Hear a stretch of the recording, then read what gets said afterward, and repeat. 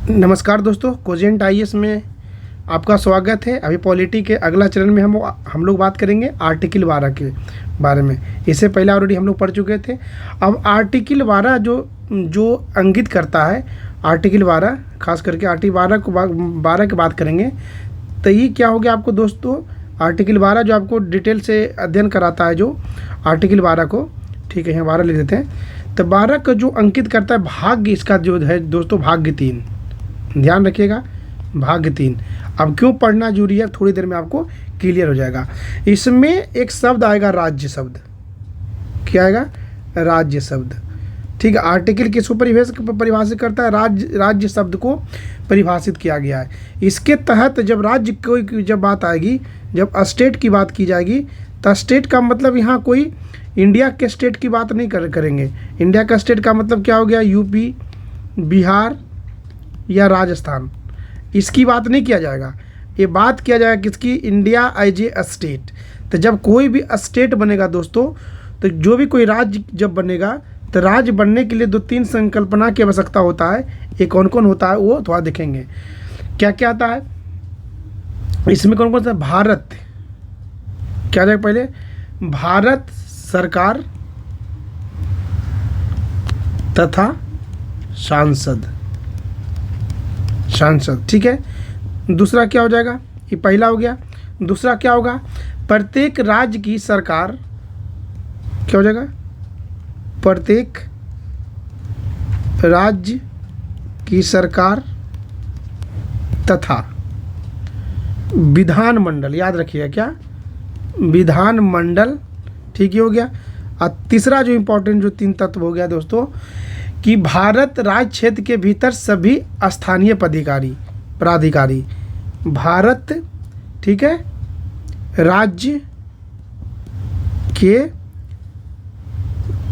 भीतर क्या हो जाएगा? भारत राज्य के भीतर क्या हो जाएगा?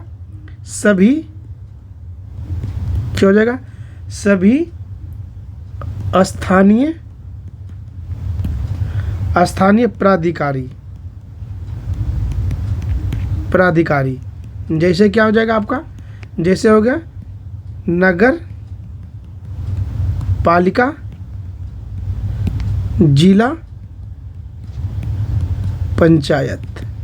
एक क्वेश्चन पूछा गया है यूपी पीएससी 2006 प्लस उससे पहले 1999 में क्वेश्चन पूछ लिया गया था, सेमी क्वेश्चन था, ठीक है। अब इसमें क्या है कि कुछ पॉइंट आपको ध्यान रखना है। इसमें पॉइंट ये ध्यान रखना है दोस्तों कि इसमें जो होगा कि संसद द्वारा क्या होगा? संसद क्या करेगी? संसद कानून क्या करेगा?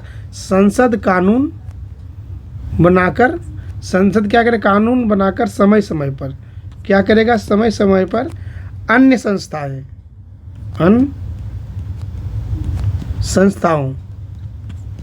अन्य संस्थाओं को इसके तहत क्या कर सकता है? रख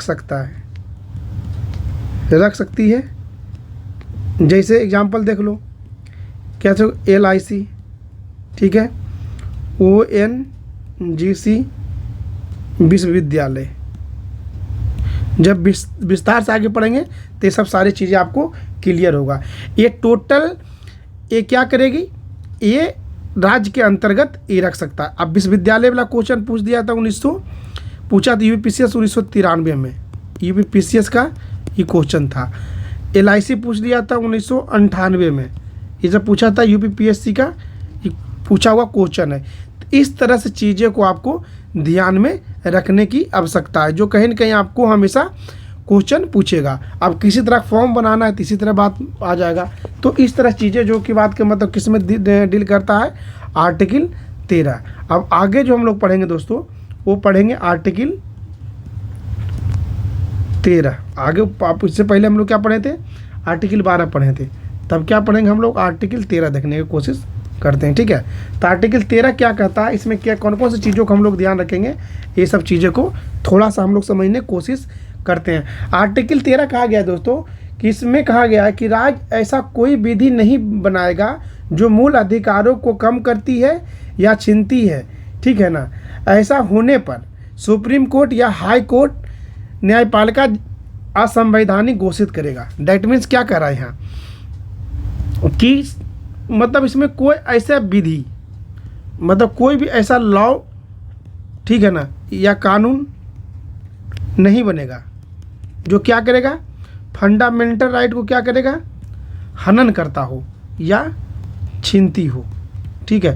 यदि ये कंडीशन आ गया तो दोस्तों अपना क्या संविधान क्या देता है, सुप्रीम कोर्ट या हाई कोर्ट ये अधिकार देता है, हाई कोर्ट का अधिकार है कि जो कानून ऐसा करने के बाद ऐसा कोई कानून बनाया गया है, जो भी लॉ बनी है या नियम बना है या कुछ भी बना है, इसको क्या करेगा, सुप्रीम कोर्ट या हाई कोर्ट क्या करेगा, असंवैधानिक या संवैधानिक घोषित कर सकता है, ठीक है। तो ये सब चीज़ों को आपको ध्यान रखने की आवश्यकता है, जो कि आपको आर्टिकल 13 करता है। आर्टिकल 13 एक चीज़ और डील करता है दोस्तों, इसको समझने की कोशिश करते हैं कि न्यायिक पुनरावलोकन प्रत्यक्ष रूप से कहीं नहीं पाया जाता है, बल्कि अप्रत्यक्ष रूप से आर्टिकल 13, ठीक है ना। अब जो न्यायिक पुनरावलोकन, जो न्यायिक,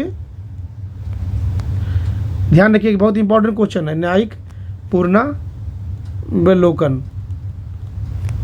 न्यायिक पुनरावलोकन जो दोस्तों कहीं प्रत्यक्ष रूप से, डायरेक्ट रूप से कहीं नहीं देखा गया, ध्यान रखिएगा, याद रखिएगा, प्रत्यक्ष रूप से कहीं नहीं दिया गया, बल्कि आर्टिकल 13 का ही सहारा लेकर क्या करता है, किसके अंतर्गत, 13 का सहारा लेकर होगा आर्टिकल 246, आर्टिकल 246, 137, क्या क्या इसी आर्टिकल में मूल रूप से क्या दिखाई देता है, मूल रूप से दिखाई देता है। क्लियर है, ये सब चीज़ों को आपको ध्यान रखने की आवश्यकता है।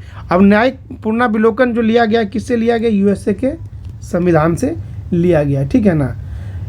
ये सब चीज़ों को आपको थोड़ा सा ध्यान रखने का आवश्यकता है। इसमें थोड़ा सा हम हल्का सा डिटेल में जाएंगे, थोड़ा सा समझने की कोशिश कीजिएगा, थोड़ा सा टफ कंसेप्ट है बट आसान है, थोड़ा समझिएगा।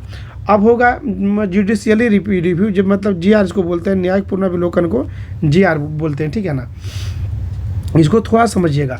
इसको होता है विधि द्वारा स्थापित प्रक्रिया, पहले होता है विधि द्वारा स्थापित प्रक्रिया, और दूसरा क्या हो जाएगा, विधि की सम्यक प्रक्रिया, क्या होगा, विधि की सम्यक प्रक्रिया, ठीक है। इसको बोलते हैं ड्यू प्रोसेस ऑफ लॉ। आई क्या हो जाएगा, ठीक है, प्रोड्यूस एस्टेब्लिश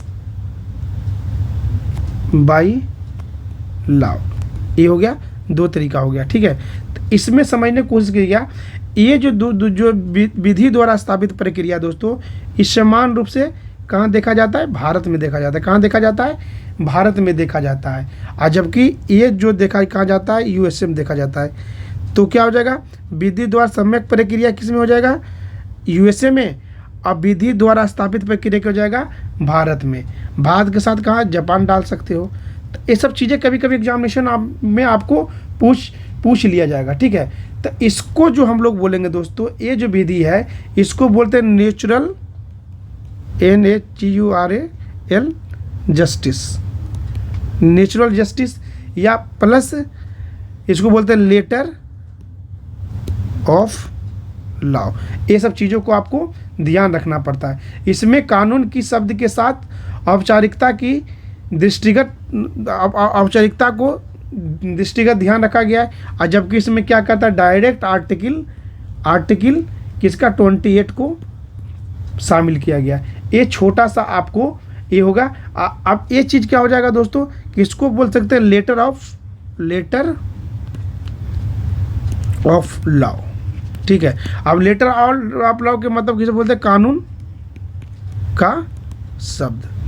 ये चीज़ें को थोड़ा सा हल्का सा समझने की कोशिश करते हैं। तो मतलब इसके तहत क्या हो रहा है, इसके तहत मतलब क्या, जो इसके तहत क्या हो गया है, इसके संविधान में क्या हो गया, संविधान में जो बातें लिखा गया उसकी औपचारिकता पे ध्यान नहीं दिया गया।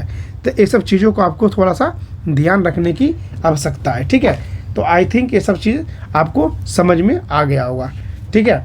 तो ये हो गया आपका, कौन सा हो गया आपका आर्टिकल, हम लोग पढ़े 13।